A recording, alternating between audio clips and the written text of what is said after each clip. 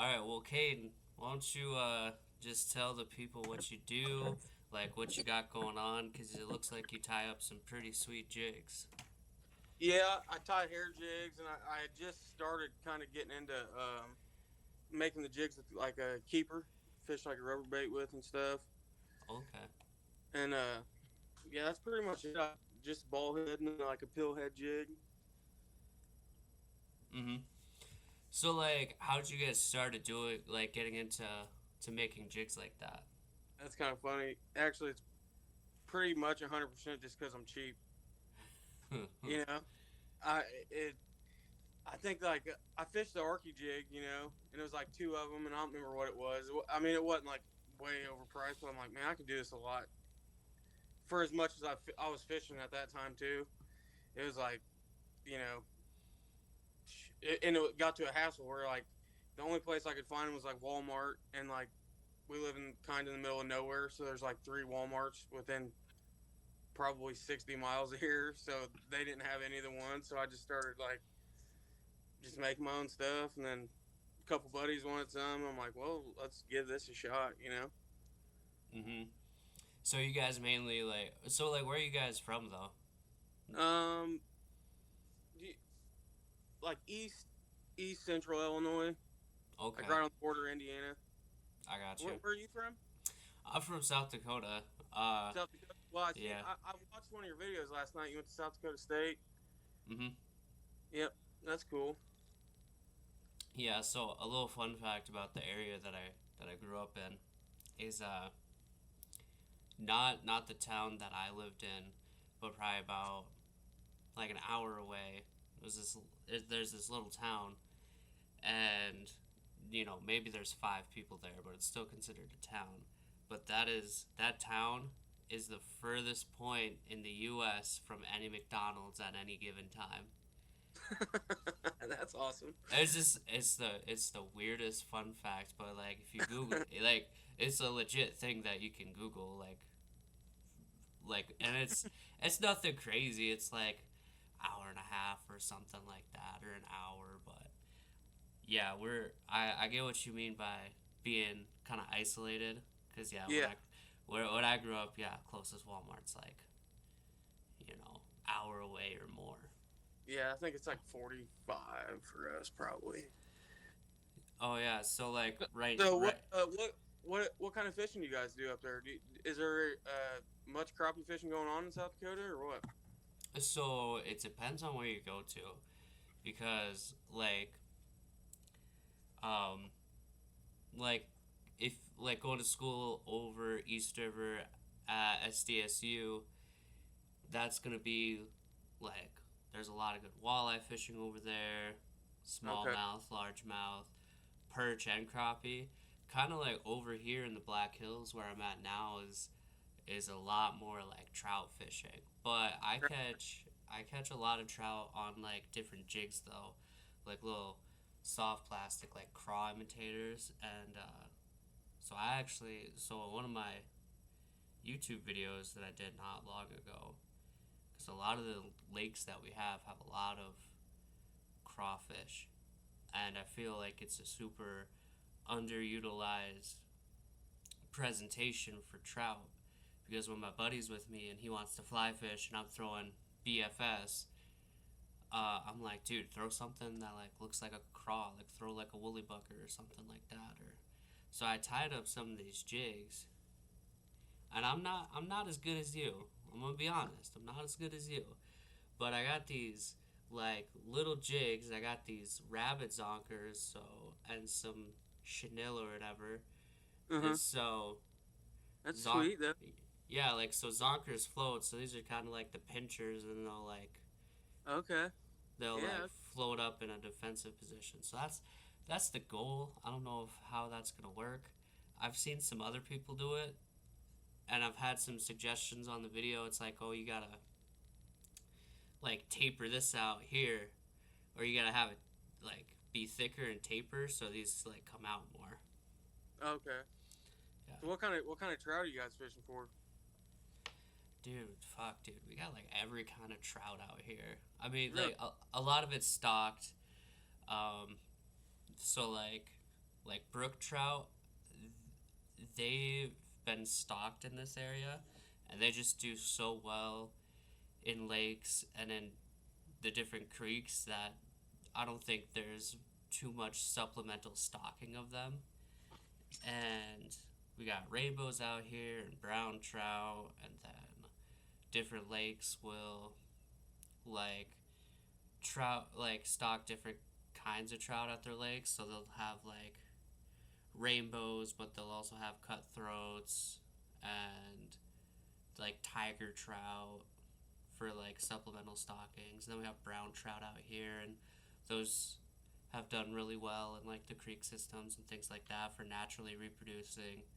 And then a couple of the bigger reservoirs up here where it's real deep, they have lake trout. And I've seen a lot of people here lately pulling lake trout through the ice, and it's pretty sweet. Yeah, that is sweet. Them lake trout get pretty big, don't they? They're like the biggest one, Yeah, probably. yeah, they got like freaking um, the ones that I was seeing, because I was seeing it, because the local tackle shop, they post like all the catches of that people send in. So I would see it anywhere from like 20 inches, which is still like that's like a good sized trout, but like 20 to 40-inch Lakers, like Right, big. some big ones. Which I think they get on those pretty good, like up at Lake Michigan and stuff.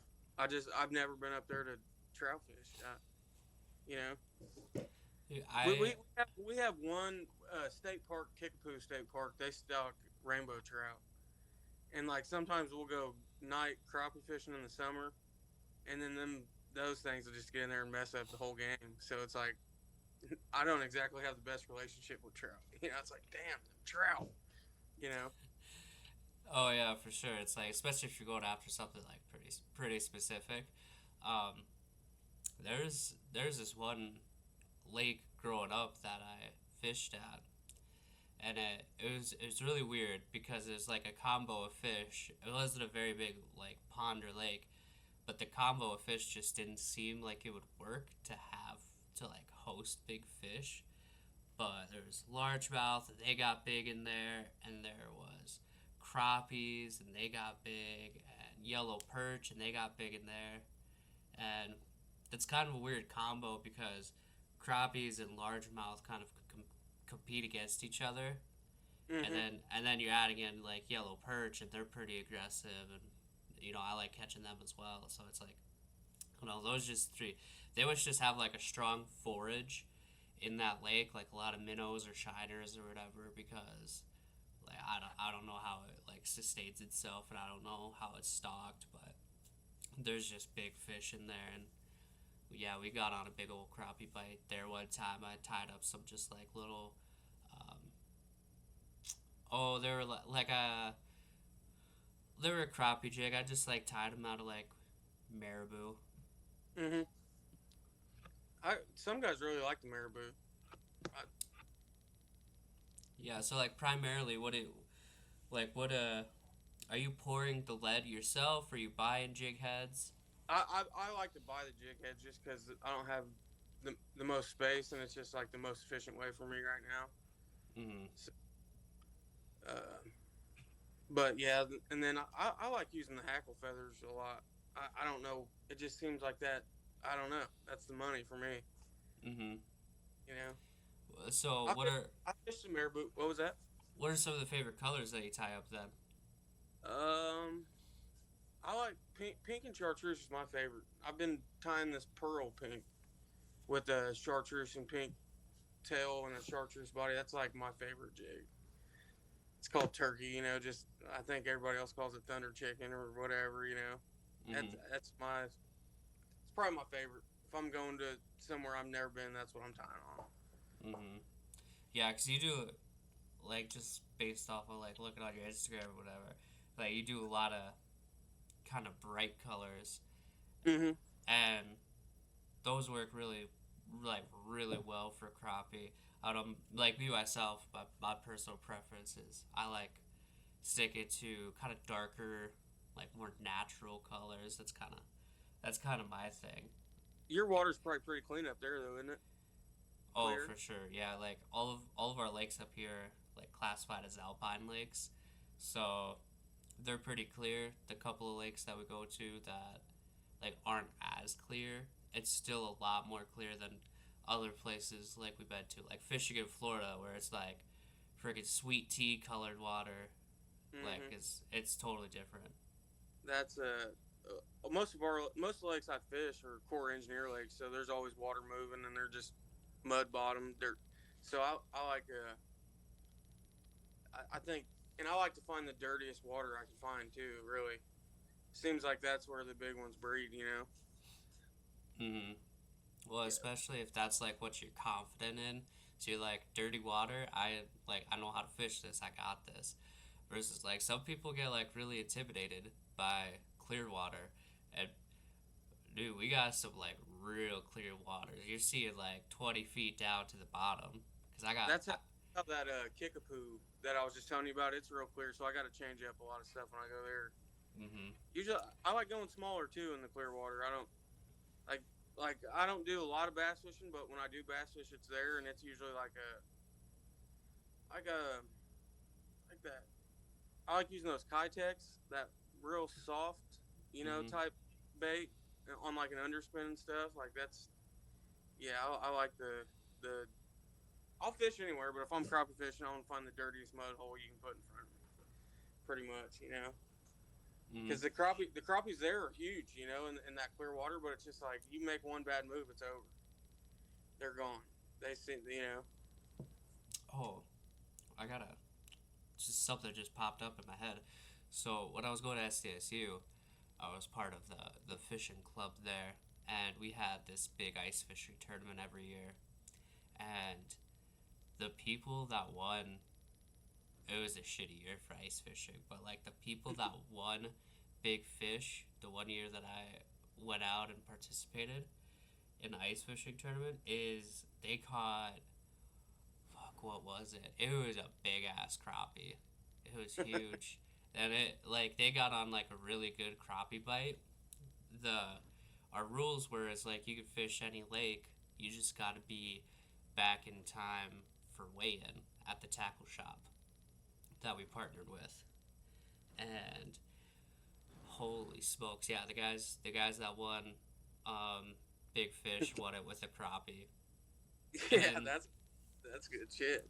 dude, it was sweet. I was like one of the biggest crappies I'd ever seen. So yeah, there's some those like big deep glacier lakes over on the other side of the state are Mhm. kind of where it's at for some of those cold water species like crappie and walleye and perch. Right. Yeah, the Illinois is weird, man. It pumps out some big ones, just not consistent, like a Mississippi or something. Mm-hmm. So how'd you get into fishing? Man, I think I've been fishing like as long as I can remember. Like Mm-hmm. one of my first true memories, we were ice fishing. And I fell in, and like I was a little dude. Like I was small enough that my leg went into my hip, and it Oof. was just, that's kind of something I've always done. Like you just fell through the ice, or you fell through the hole? I fell through a hole. Oh Like I man. remember dad was like, "Hey, dude, don't be messing around over there," because we moved. But I was just doing what little dudes do, and I just, hey, what the hell's going on here? Whoop, fell in. Yeah, I mean, I fished a lot with my dad. Because we have some like pretty sweet like hidden smallmouth fishing up here. Like, not a lot of people know. There's like a couple of rivers like, and it's not a spot like because we weighed probably like 6 miles on that deal there, so it's like a no phone deal. So like, I always keep a knife, and if I catch a big one, like mark it on my reel seat. I'll go bottom of the handle to wherever, and like I've measured like 21-inch smallmouths out there, like not Mm-hmm. giant, pretty damn good. Oh yeah, for sure. A lot of people strive to hit that like 20-inch mark for smallies. That's kind of like the standard of where The only problem you with want to like be. ours, don't get like that Great Lake football shape. Mm-hmm. They don't just blow up into them giants. Mm-hmm. But the lengths there, it's probably just because them rivers that we're doing it in are so shallow. It's like I don't know how they would get that big. Mm-hmm. Yeah, versus like like in a lot of those like lake situations, it's like yeah, they get a chance to blow up and become a football, but Mm-hmm. those river like creek smallies, yeah, they get long, but they're not gonna get just like freaking the Yeah. girth. I don't. If they got like a football, their back is sticking out of the water. Oh yeah. Yeah, for sure. I think I was just watching like a it was one of those states up there. These dudes were catching like giant smallmouth. I'm wanting to say it was North or South Dakota. It was just somewhere in the middle of nowhere. Like it was awesome.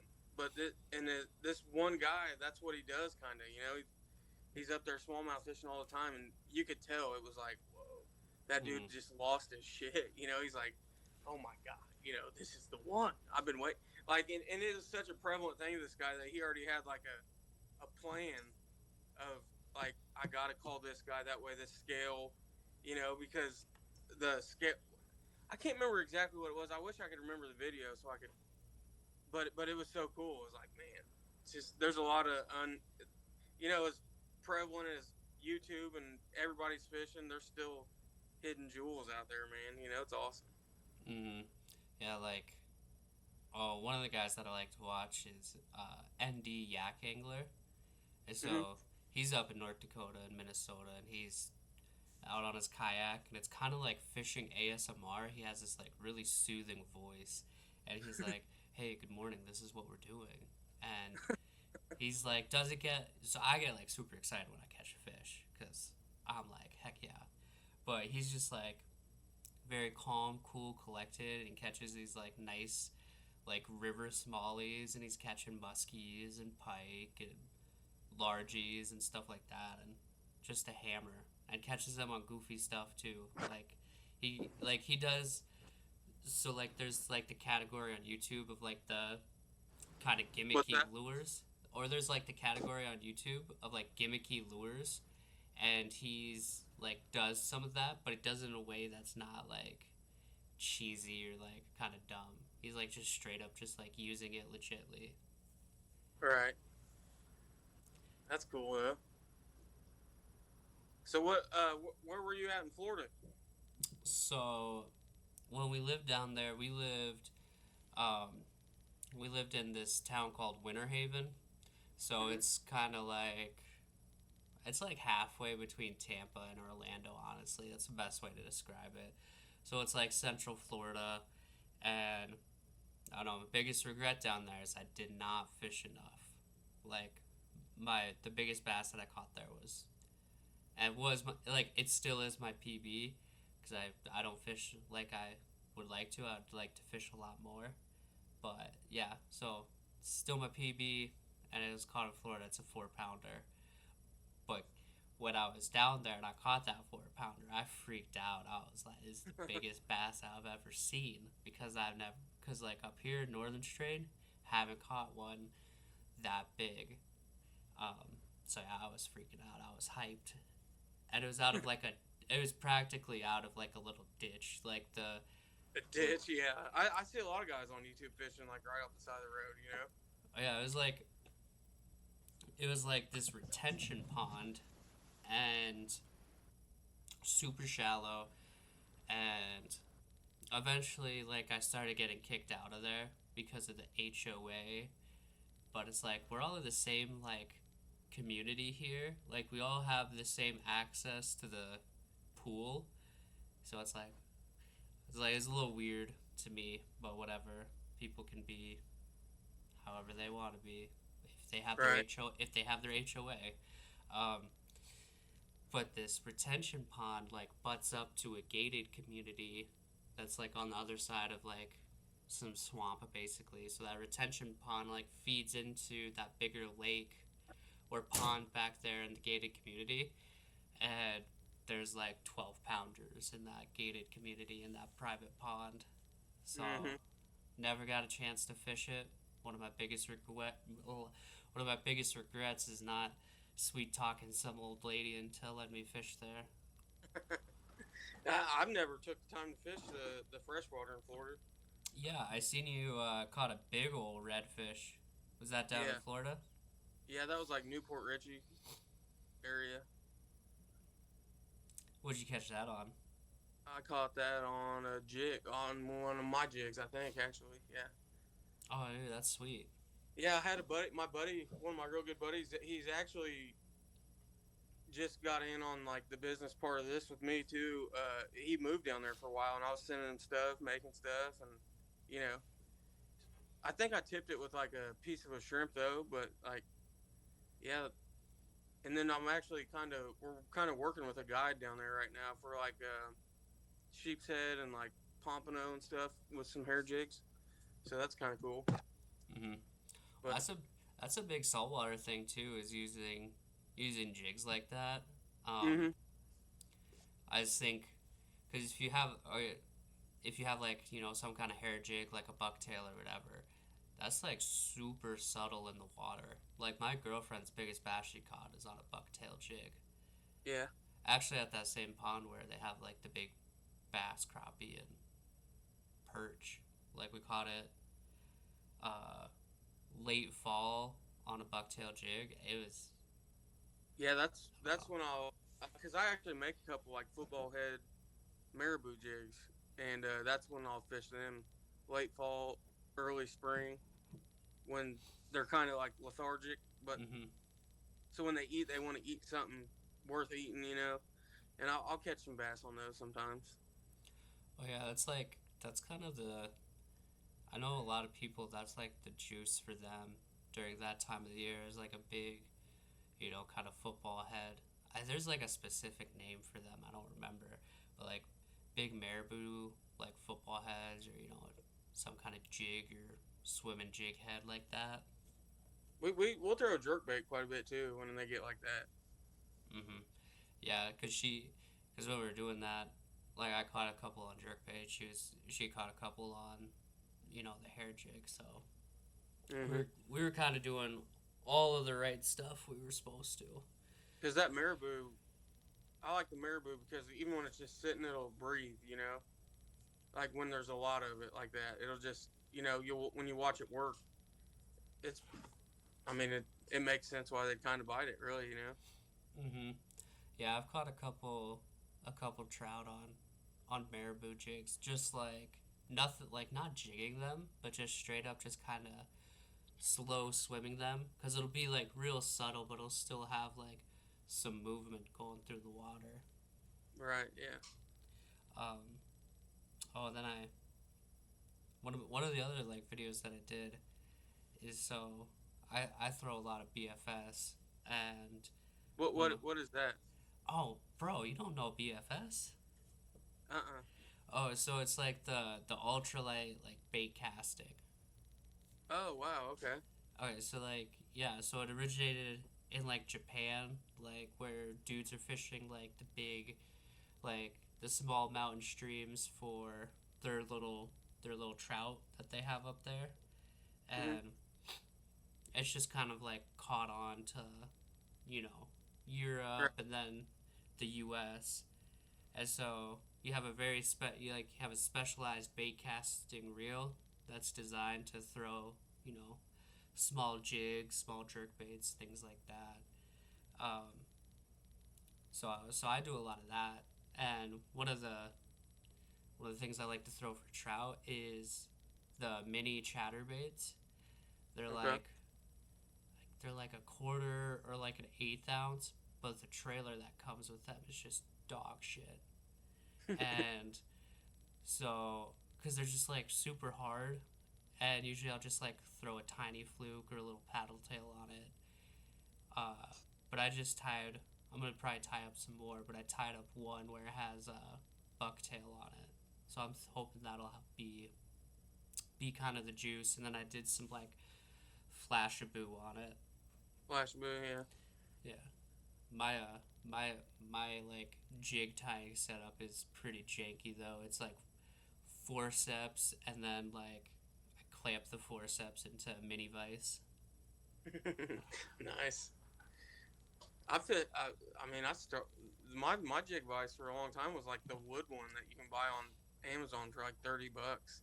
Mm-hmm. I was so sad when that thing broke. I'm like, I'm gonna have to buy a big boy vise now. It's like this sucks, but like, man, you know. I was attached to that one a little bit, but like it got to where the jaws were like the final straw. I just clamped it down and it all just broke, and I'm like, damn. Um, do you got So like a fly tying vise now? yeah, yeah. I think it was on right when we first got. Mm-hmm. It just clamps right to my desk. It's pretty sweet. But I don't know, cause they're like when I was first like, trying to make my own jig, I'd take my vise in the boat with me, and I just make like little. I just change a little bit at a time. Like let's try this. Let's angle the feather on the shaft. Just kind of like how you were showing me the split earlier. Like that's what I was trying to like. And so at that time I wasn't really worried about just slamming them. It was just like I'm gonna fine tune this to where it's like as good as I can get it. Mm-hmm. So, with with your jigs, I know you said you're using a lot of hackle. Like, what other materials are you using for that? And have you experimented with some kind of maybe weird stuff? Yeah. I mean, I've went through a bunch of different. I mean, like I could show you real quick actually if you don't care. But there, I now most of it I never threw it away because you never know. But like the Chanel's I have are like I don't even know if I can flip this camera. Oh, yep, there we go. But like I have a ton of different Chanel's, just stuff that I've messed with, and it's like, yeah. And like as far as the big goofy stuff, like that's kind of what that's super thick. Mm-hmm. But yeah, I've played with a lot of different. That's half the fun of it. That's half the game. It's just playing. Mm-hmm. But now, I like the worm Chanel. That's my favorite for a few reasons. It's tough and it's like I don't know how to explain it, but it can suck up like if the bite's horrible, and you got to start tipping, it'll like suck up the waxworm juice or like you know it you'll see stuff leaking out of it as time goes. So it's like there's something to it. I don't know what it is, but that's about like the flashy stuff. I got one jig that it's like a always dirty, never clean lake, and it's actually I got it right here actually, and it's got the sparkly, but that's just because that lake is always dirty, Mm-hmm. and I don't know, that just seems to work there. That orange, lime green, and pink, some money. Mm-hmm. Yeah, there's always. I feel like there's two like trains of thoughts for like dirty water. It's like you go super bright and vibrant with your colors, or I know some people do like it's like let's go black Yeah, and like but have like just a good like outline of something. mm-hmm. But like one of my so like those like bright colors and stuff like that will even sometimes work for trout because I've tied up some bucktails where it's like vibrant green and vibrant pink and it's kind of like a rainbow trout pattern, kind of looks like has those colors, and I've caught trout doing that as well. Yeah, those trout love some bright colors, man. Them things are. I mean, I don't know how to cook them either, so that's probably one reason why I never got into them. It was just always like, damn, these bastards, they're pushing these fish off the pile, or you're bass fishing, like I was telling you earlier, it's the same lake where throwing that underspin and you're in a tournament, and it's like, what? you know, you hit like a 3 pound bass, but then it's like shit, the the trout are back. Mm-hmm. No, no, I definitely get that. Which the trout there. I got a couple clients in California that use the jigs a lot for trout fishing. Mm-hmm.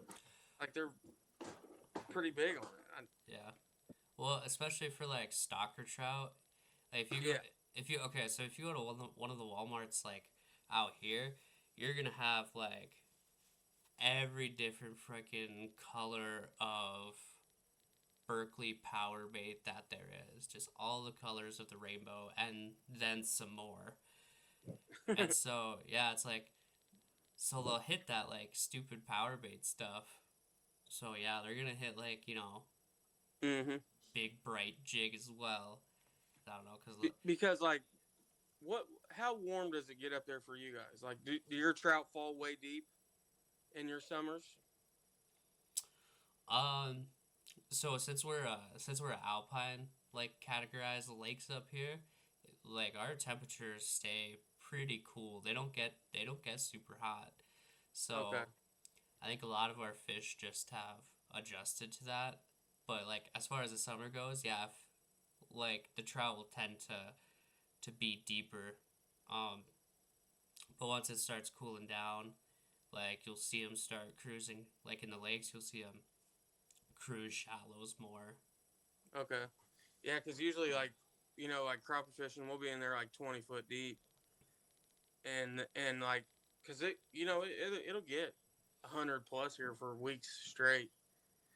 So the trout will fall with them crappie, and it's just like, man, them trout. They're fun to catch. It's like the funnest fish to catch, I think. Like, and a trout's a pretty formidable fish. Anywhere you go, there's a trout. Mm-hmm.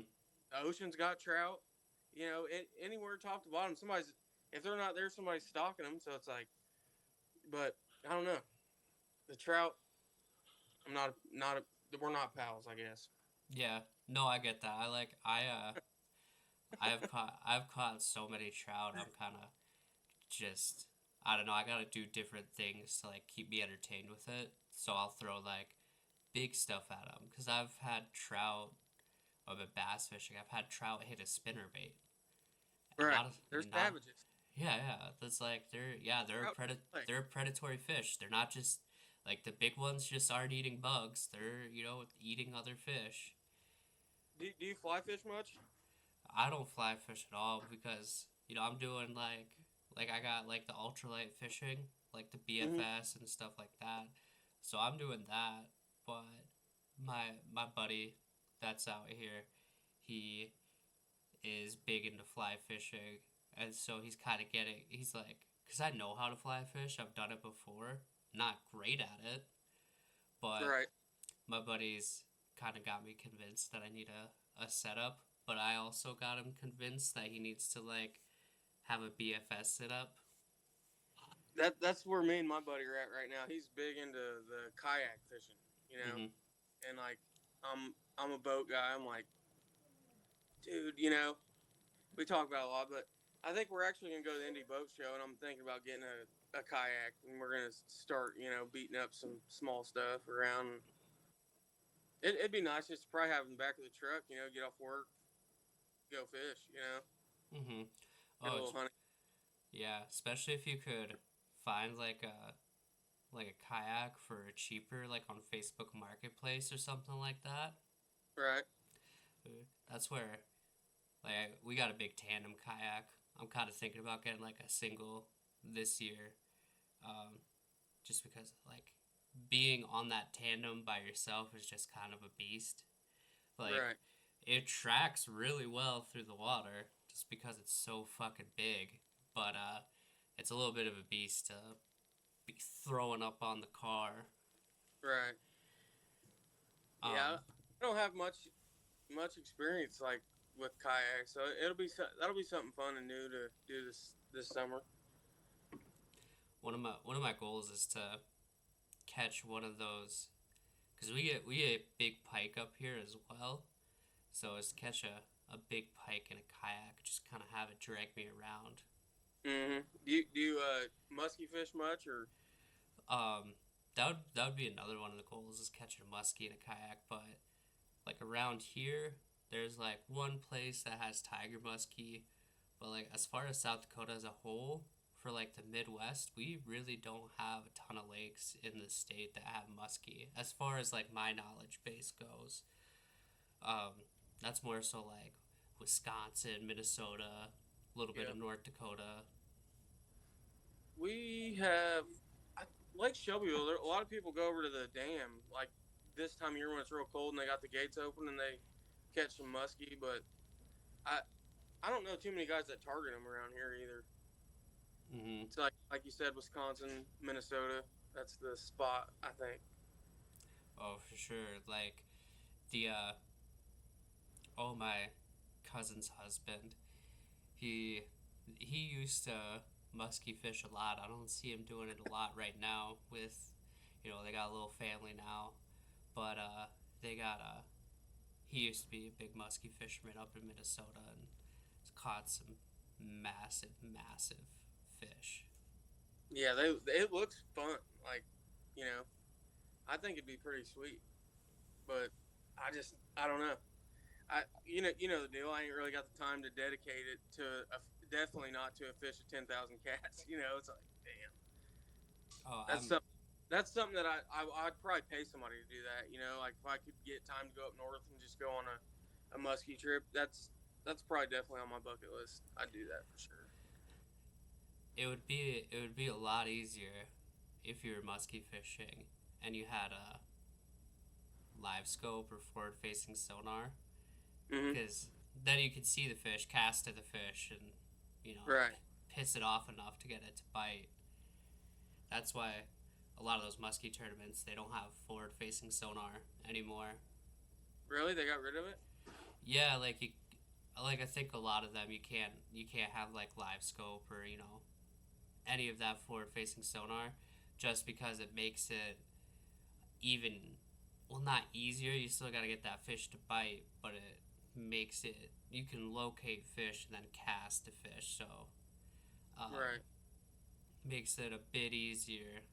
Because I don't know, some people had it and were using it and were winning muskie tournaments where usually they weren't that great, but then they had that forward facing sonar and now they're catching fish and bringing them in. See, I don't know how I feel about that though. I'm a live scope guy. I got one, and it's like if we don't like technology, maybe we should get out of the boat too. We should just do this from the bank, you know? Mm-hmm. Because a boat is as much technology as a scope, Like I don't know. I see it both ways, but it's a skill as much as flipping a rod in. The scope is it's a serious tool. Oh, for But sure. like the argument for it hurting all the fish. I mean, I don't know how everybody's fishing, but me, I probably keep less fish now because of the live scope. Mm-hmm. Because I know, like, all right, we want to eat fish. I'll go get us some fish. Where before it was like, I don't know if I'm gonna catch these like this again, so I'm gonna keep my limit every time I go. Mm-hmm. I didn't one of the big bass tournaments just get rid of the scope too. I think. Oh, I think I seen something about that on YouTube, maybe, which is cool. yeah, I don't. I think they set up like some limits to it. I don't remember how it all went because I don't know. I don't follow like tournament bass fishing like too much. I don't know. It's like I follow like a lot of the the pros or whatever.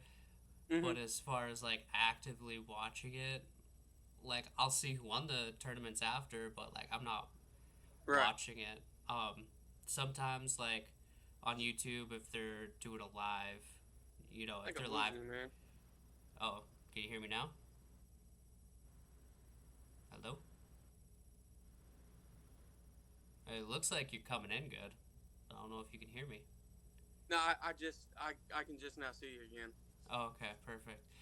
Like, I don't know, like, if I'm at my job and it's like real slow or nothing's going on, like, I'll watch some of the like live feeds of the tournament if it's on, but I don't really actively go and seek it out.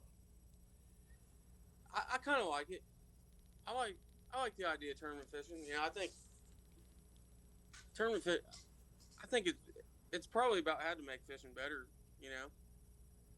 Mm-hmm. As much as I hate to think, but when you put a bunch of money on the line, dudes are gonna really get into the details. Mm-hmm. Yeah, there's like pros and cons to it. I personally feel like I don't know enough about it to like really speak about it. You know, I like it. I like watching. You know, like people are entertaining. Like, um, like a lot of the dudes are like really entertaining to watch. You know, the people that make it interesting. But as far as my tournament experience goes, it's like me at 7 years old fishing a little tournament from the bank, like a little derby. Right. I try, but man, I just get so worked up. I can't sleep the night before ever. I'm not good at tournament fishing by any means. I like to throw my name in the hat a couple times a year, but we got 3 daughters, and at this time, I just can't really fish the way I want to. Come on, dog. Mm-hmm. But I'm the same way because we got like a local like bass chapter, and they have their weekend tournaments. But it's like, well, I'm working the weekends, so I'd have to take that time off. I don't have a boat, so I'd be a co-angler, and so I'm at the mercy of somebody else. And I like doing weird shit when I'm fishing. Like, I'm throwing like swim baits and stuff that's not common out here, so I don't know. We probably wouldn't be set up in the best spots to fish those. right, what kind of swim baits you throw? I got some over there. The swim baits you make, or Oh, the only nice swim bait that I've ever made was like a rat wake bait, and I've caught a handful of fish on that. It's pretty sweet, but I'm kind of retiring it at this point to make something latest and greatest for myself. there you go. But yeah, I got a whole variety from. Oh, here, I got some. I'll go grab some. All right.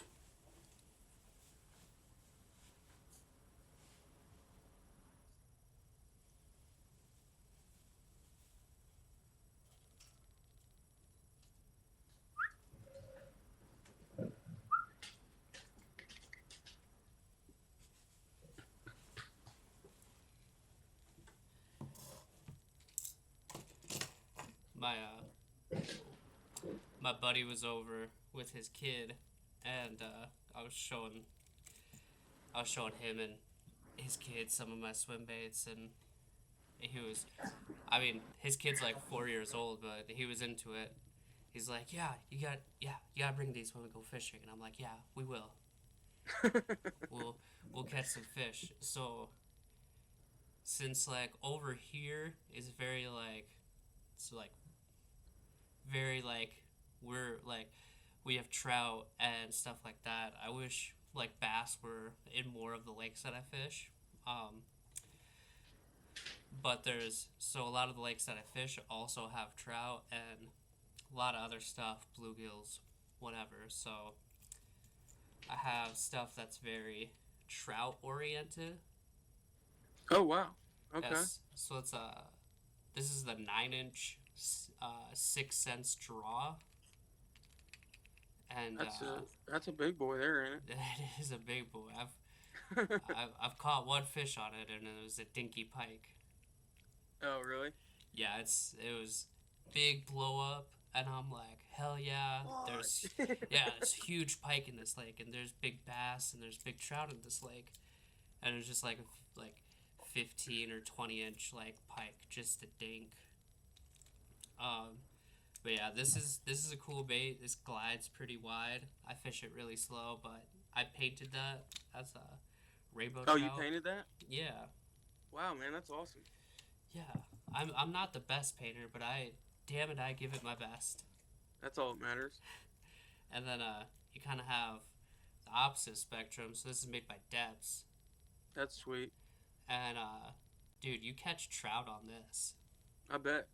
Like, I've caught a couple like nice rainbows on this.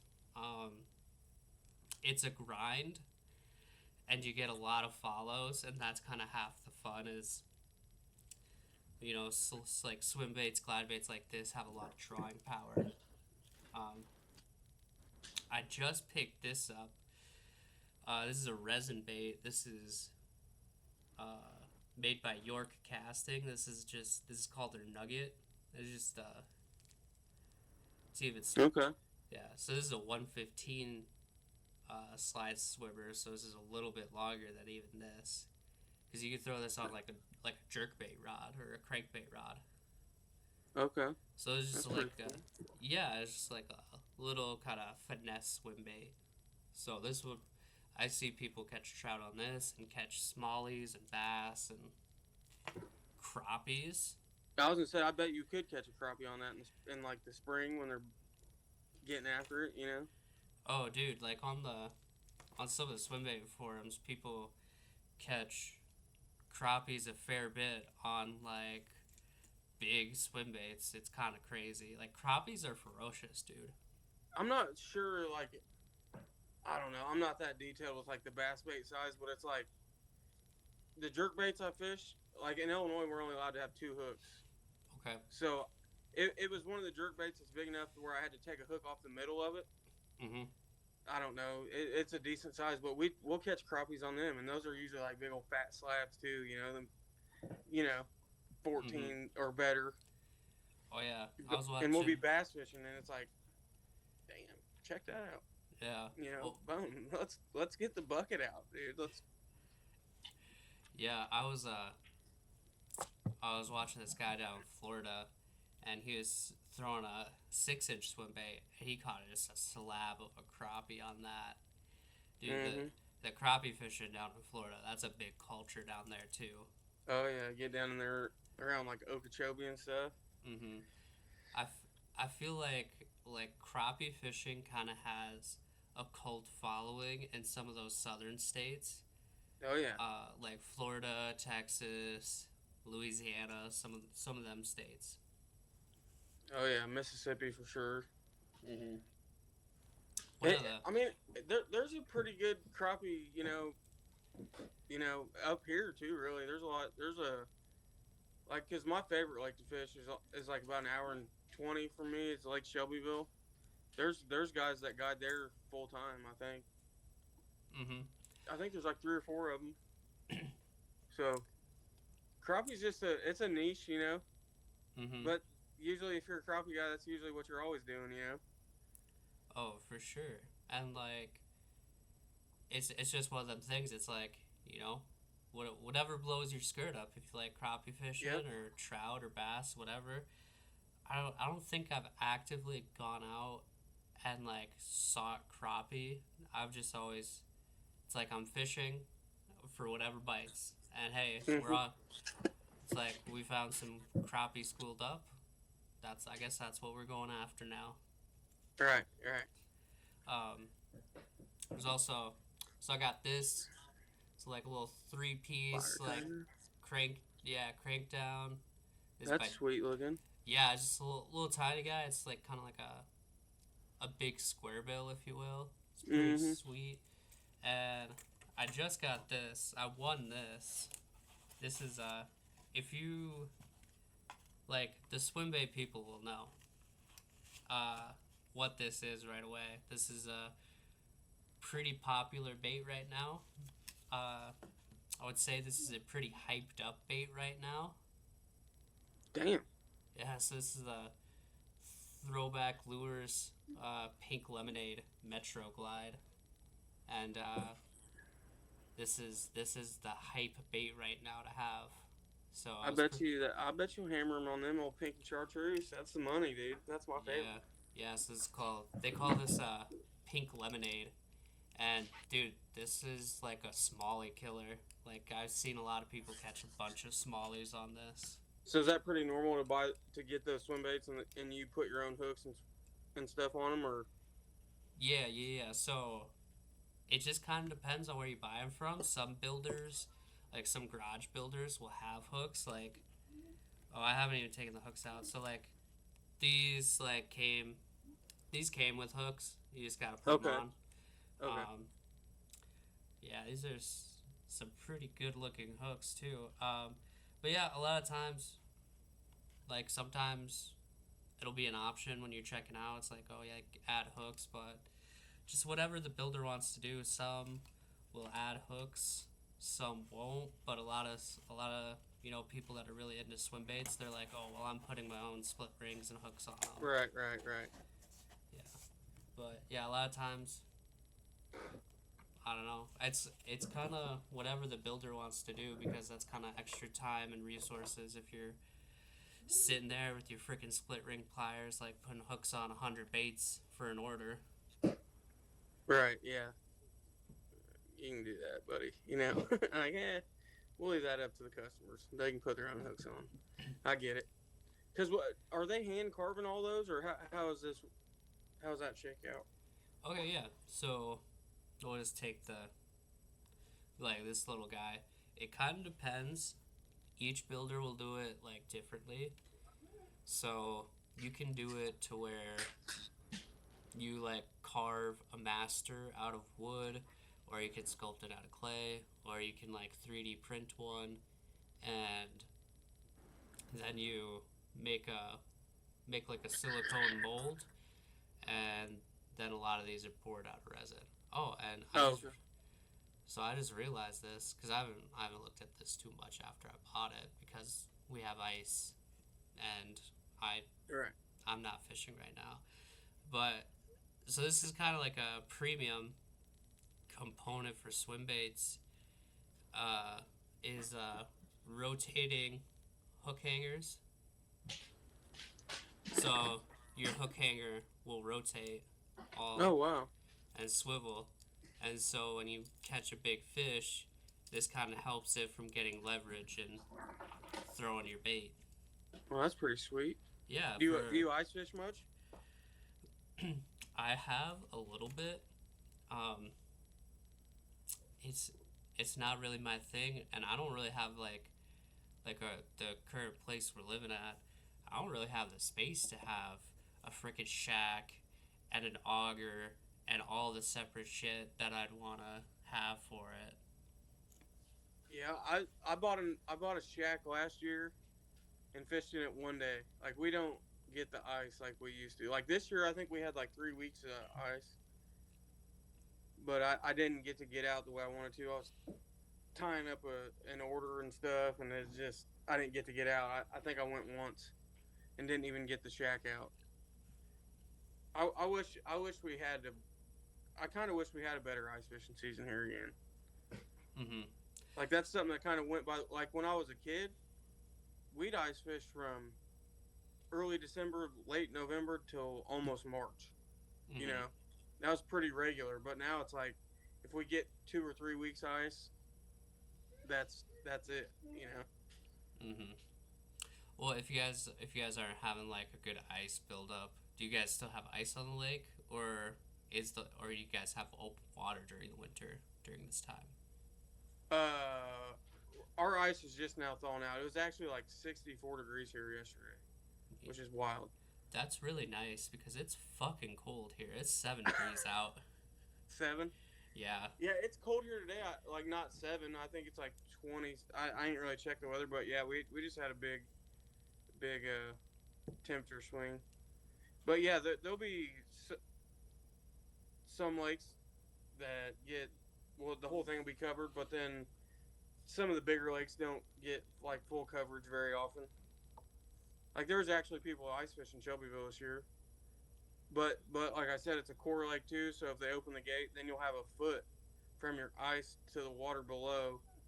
You know, so it's kind of dangerous. Like, I never got to get on the ice there. Mm-hmm. Um, with your guys' fishing in Illinois, would you say that your guys' lake face a lot of pressure? For sure. Like the big ones, Wren, Shelbyville. There's, there's quite a few. Kincaid gets beat up pretty good, but there's also plenty of little, sneak off spots too. Like, we got a few lakes around us that are like 1,000, 1,500 acres, that don't get that much love. So there's still some good spots to be had. Mm-hmm. But yeah, like the Shelbyville, you'll never go there when there's not boats in the parking lot. I've been there one time where I was the only boat. and it's because I broke ice to get to where I was going. So, you know, Yeah. Yeah, my only experience with Illinois is we like going through like just the tip as we were coming over, like driving to and from Florida. okay. And we were like, yeah, we're not stopping in Illinois. The gas is too expensive. We'll go to the next state and get gas. Where'd you, Iowa or Wisconsin or something? Probably. Yeah, I don't even remember the route we took, but it's like, oh, we can hold off until we get somewhere where it's a little cheaper. Yeah, it's not cheap, that's for sure. Oh, we're kind of in an area where it's a little like it's touristy out here. It's a little bit ridiculous. Really, where are you at? So we're like in the Black Hills like area, Okay. kind of like Mount Rushmore, all that. Oh shit, sweet. There's a it's pretty touristy, but like there's a lake next to well not right next to, but it's a couple miles from Mount Rushmore. It's a pretty big lake. You could get your you don't have like great spots to launch kayak. You kind of gotta you'll have to finagle it and have to have good balance. But if you can launch a kayak in there, you'd be super deadly. Like there's massive trout in there. What do you mean by launch? Like, I really have no clue. Oh, Like just I like always just thought you drug it, and got in it. oh yeah, just Maybe like just being able to like just get out on it like from the bank because you don't okay, there's not so there's like a boardwalk that kind of goes around half of the lake, but then half of the other lake is not super accessible okay, uh, because you got like big granite cliffs or you got like or it's like steep or it's really okay, rocky and stuff like that. So a little bit harder to like be able to get into your kayak and get out there.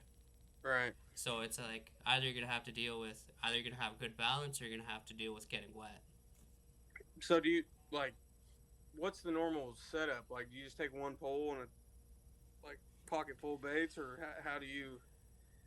So how I got a I got a milk crate that I set up right now. That's pretty Okay, popular um, with kayak fishing is you can buy a crate or get a milk crate somewhere because they'll sell like milk crate like kayak setups.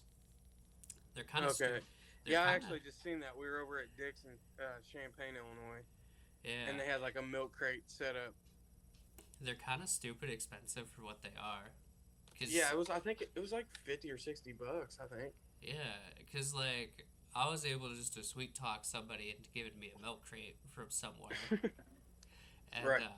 yeah, so it's like, well, that's free. Then you can just like slap some rod holders on it. So it's however many rods you want to bring. Usually, I don't try to bring more than like 3 rods, because it's kind of a circus if you have more. I know a lot of dudes that'll bring a lot of rods. Like one of my buddies up in New York brings a lot of rods with him, and I'm just like, that's not for me.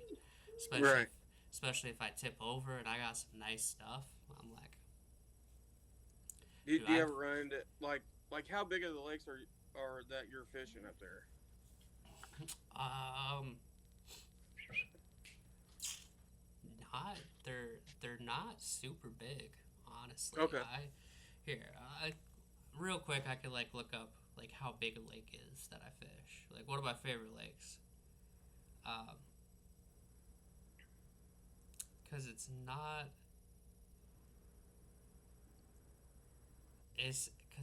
super big.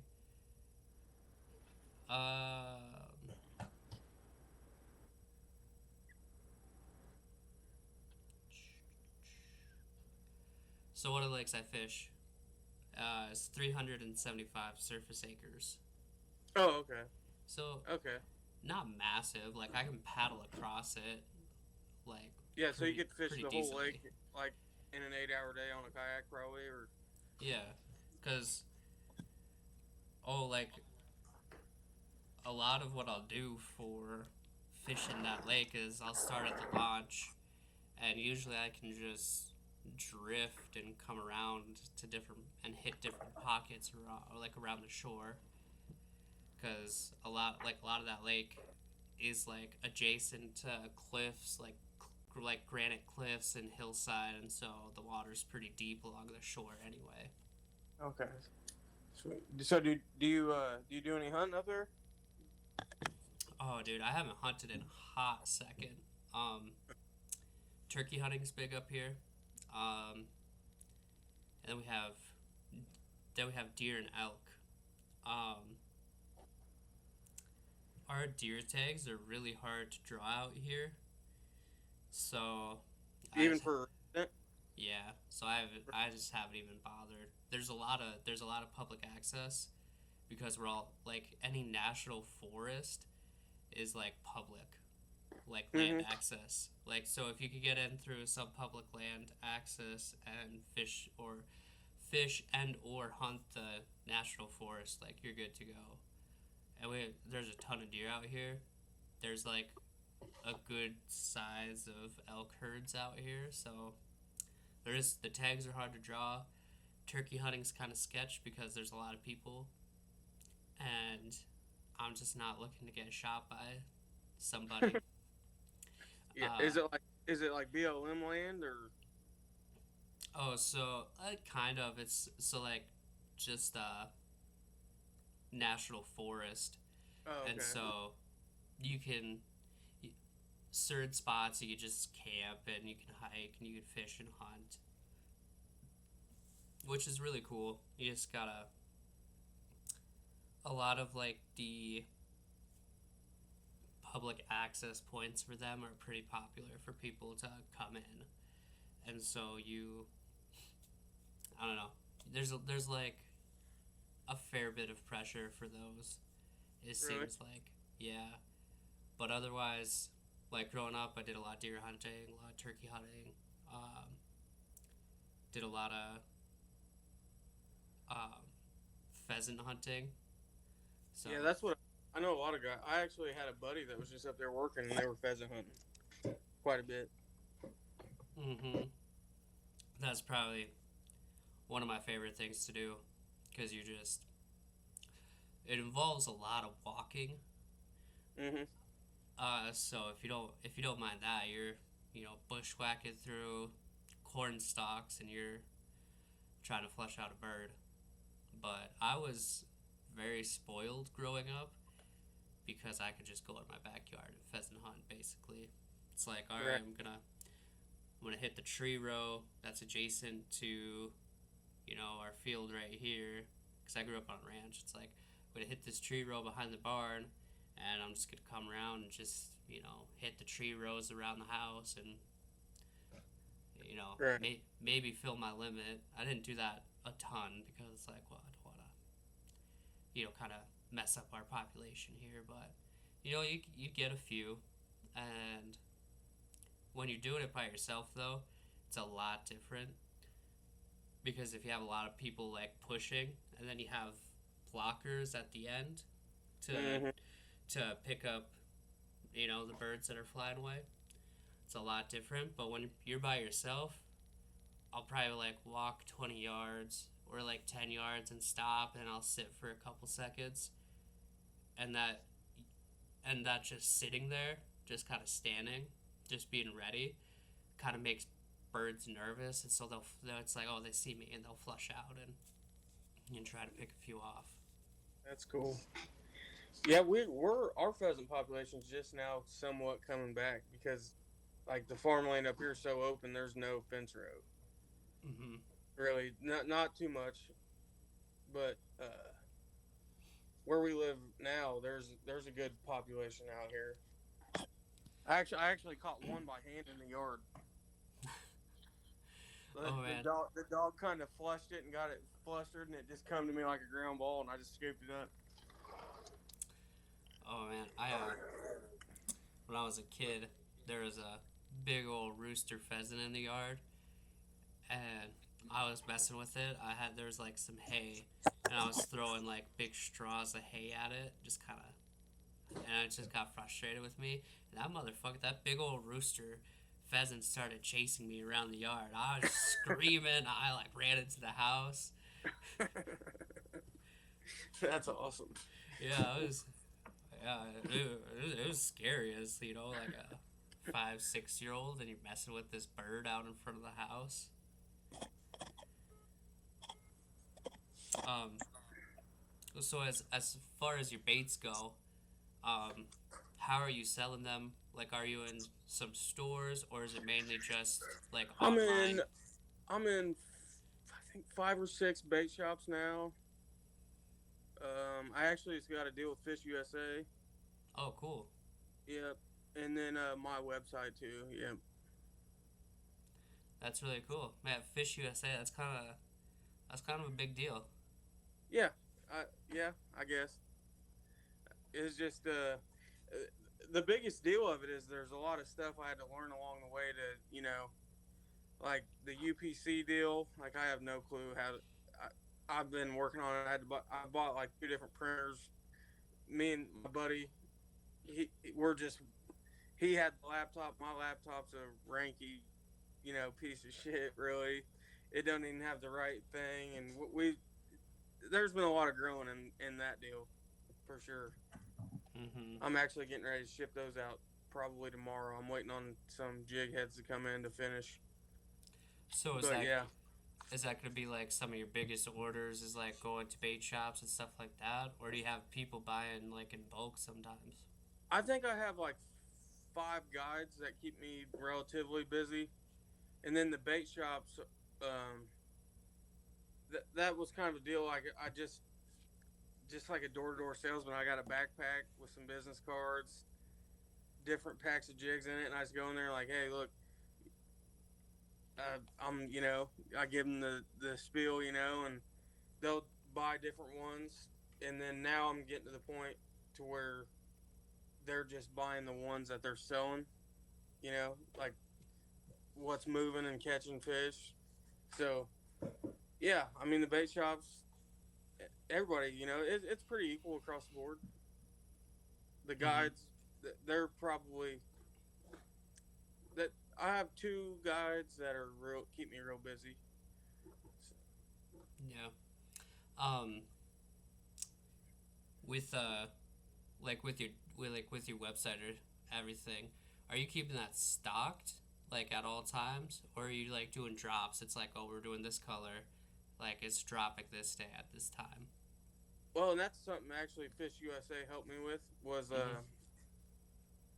I've narrowed down because like I said, the funnest part of it's playing. So Mm-hmm. I'll make this color and I'll go fishing. It'll catch fish, but it's not necessarily the mainstream or whatever. So I've narrowed my website down to like 8. I think there's 8 or 10 different hair jigs on there, and that's just what I keep stocked.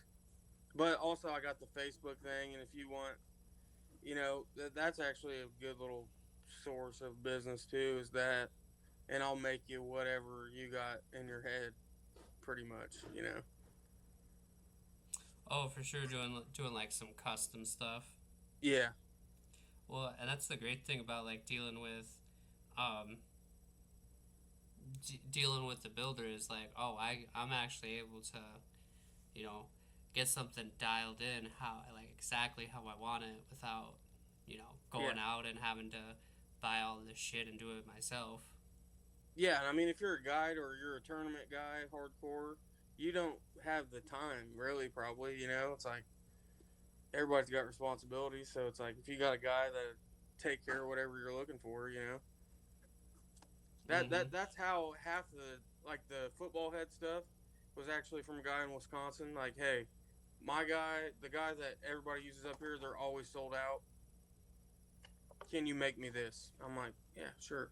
Mm-hmm. So I did some playing with it, and I like to fish stuff before I'll sell it because if it's, you know, I don't know, I like to have a little confidence in it leaving the house.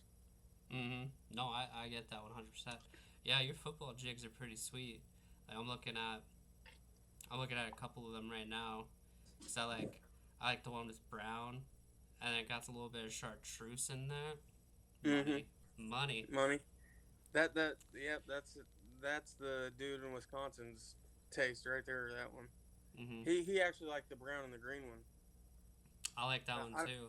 I don't know if I have that one on there or not, but Yeah, My favorite one's the chartreuse and that electric shad head, probably. yeah, yeah, yeah. You got one in here where it's like all chartreuse, and then you got another one where chartreuse and brown, and then one where it's like darker green and brown. Yeah, with the gold head. Yeah, yeah, those are sweet. Those are pretty sweet. Those would be good for like out here. We have some. So a lot of times, like with the cliffs that we're fishing, like there's a lot of rock around that. So Oh being yeah. able to fish that football head around those rocks and not getting it all snagged up would be great.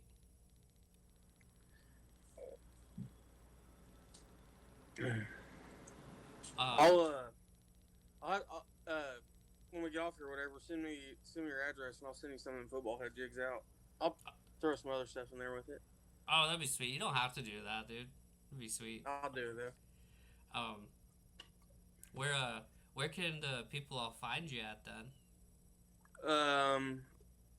Kane's Jigs on Facebook, Instagram too. I was doing what got it started was the TikTok thing. I was doing that, and then they took that away, so I just deleted that. But it was on there too. And then I'm on YouTube as well at Kane's Jigs. Mm-hmm. Oh man, I'm seeing this picture of this dead deer that you came across in November. Uh huh.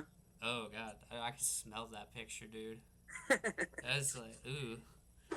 What was weird is it must have died all the way in the water because I didn't even smell it, and I can't remember who I was fishing with. They're like, "Look at that deer." I'm like, "Damn, look at that deer." Because I was live scoping, so I was tuned out to the world, just focused on my feet pretty much, and oh shit, that's the bad thing about the live scope probably is you don't take in as much, Mm. you know.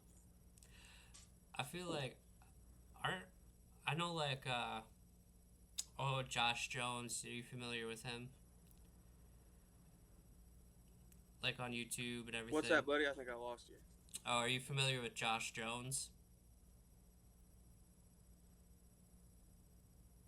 Can you hear me or no? Yeah, I can hear you now. Yep. Oh, okay. Are you familiar with like Josh Jones on like Instagram and YouTube stuff like that? Oh yeah. Okay, yeah. That's because as soon as he put out a live scope video, I was real big into coon hunting. That's what I did. Mm-hmm. But I sold a bunch of dogs, tracking collars, that whole deal. And I'm like, all right, so we're doing, had a boat, we're getting the live scope. That's what we're doing. Mm-hmm. That's that. He's the dude that sparked it for sure. I was gonna say I feel like the crappie dudes kind of got it going initially. Oh yeah, but I mean, really, the bass guys get a lot of the love, but the crappie guys depend on them electronics prior to now a lot more than the bass guy. Because I mean, even with the side scan before the live scope, like you could pretty well pin out a good bunch of fish. Now you just feed them. Where I don't know, man. A crappie guy's got a lot of money in his boat. Mm-hmm. Electronically. One crappie technique that I've seen, but I'm not super familiar with. Haven't really seen. I've only seen it in like magazines and shit like that. Is like the spider rigging where you have like all these different rods. Like, what's that Oh about? yeah. What's that about? Well, it's just a good guy if you really want to learn from the source is look up Ronnie Caps. Okay. Which they went live scope now, but Caps and Coleman, they're like the dudes. They're the first guys that really sparked it. But I think I've never been I always like pitching timber, so I've never really been into that. But it's like I think it's usually like 16 or 16, 14, 12, 10. That way you're covering all that water and they're just trolling slow. What they're doing was catching the fish that the guys now are live scoping, Where, if you're just casting the pole, you'll never. But those guys would be covering all that water. And each one of them poles usually would have like two baits on it, like a minnow and a jig or double minnow rig or whatever. and you're just covering so much water. And with the long pole, if you got your jig at the butt of your reel seat, you're 18 foot deep. You know, so it's just a lot easier to manage. Efficiently, because if you pull that fish up, you also can pull it up 18 foot. And swing it into a long net. It's efficient. Just there's a lot going on, and Mm-hmm. there's a lot in those videos that you don't see of the fish on this pole swam into them. Those guys, when you're watching them, I don't know what videos you'd find really, because I used to buy the B&M videos of them and stuff, but you could tell there's a level of, hey, you got to do this when this happens, and that's why those guys were the man when they were. Mm-hmm. It's a skill all in itself too. You can just tell. Like I've only done it one time with my buddy Jeremy Lechka, and it went pretty good. But he was another dude that sat on them poles and them seats for hours and hours. You could tell. Mm-hmm. It just seems like one of those techniques where, yeah, you gotta have a lot of expertise, but you're also trolling. I'm kind of like a, dude, I'm an active fisherman. It's like I want to like be casting and trying different stuff and getting my lure out exactly where I want it to be. I don't know. I just like my uncle one time. I've been fishing with him a couple of times. And he's like, "Hey, you want to go walleye fishing?" I'm like, "Yeah, that'd be cool." He's like, "All right, we're gonna be dragging bottom bouncers and pulling plugs," and I'm like, "That sounds fucking boring." I'm gonna be honest with you. I was like, it's like, can we go smallmouth fishing while we're there? Can we like flip some jigs into some place, or do something cool?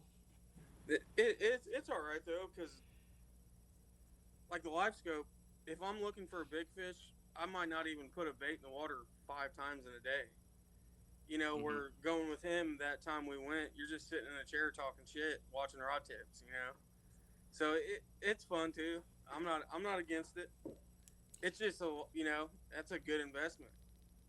Mm-hmm. And Illinois, it's kind of a pain in the ass too because we're only two pole state. So Mm-hmm. like when me and him went, we could only fish 4 poles.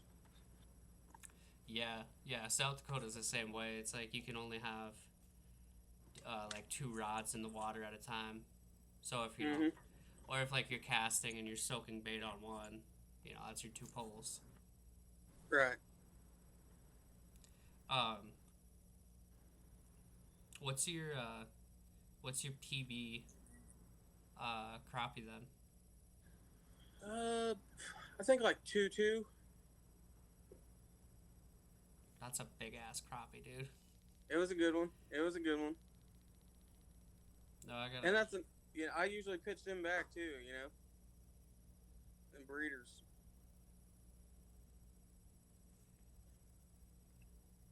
Oh, here we go. Here, I gotta trying to figure out how big this crappie was this dude caught at this tournament because it was something.